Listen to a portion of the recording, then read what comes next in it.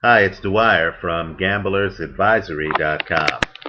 There is a big fight coming up on the 29th of November in the light middleweight division.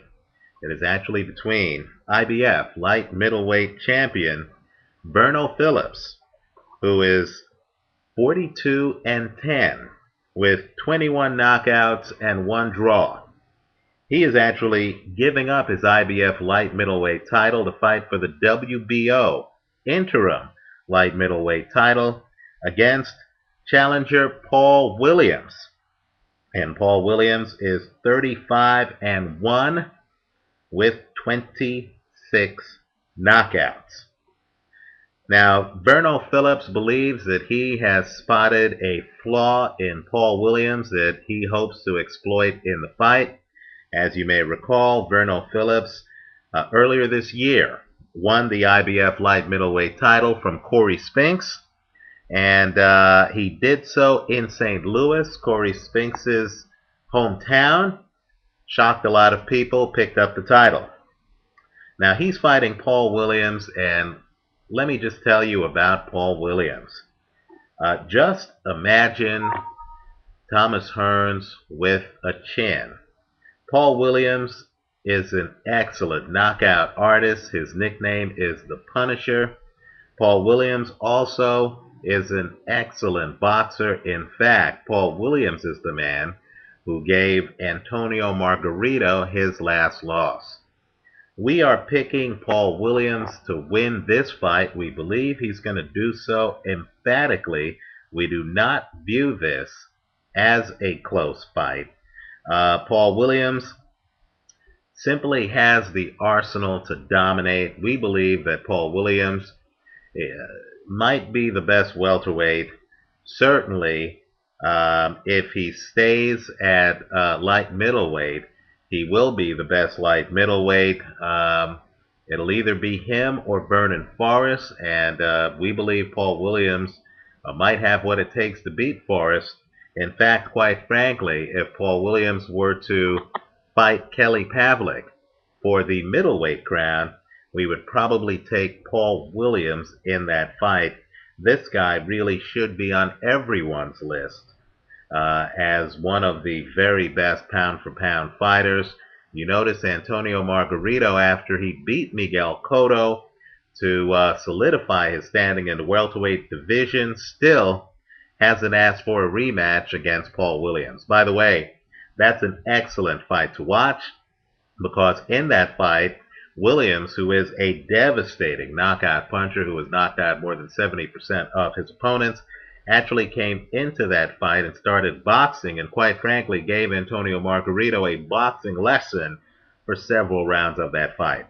Now, we believe he's going to beat Verno Phillips simply because he is too tall. Williams, of course, is 6'1". Verno Phillips is a little bit under 5'8".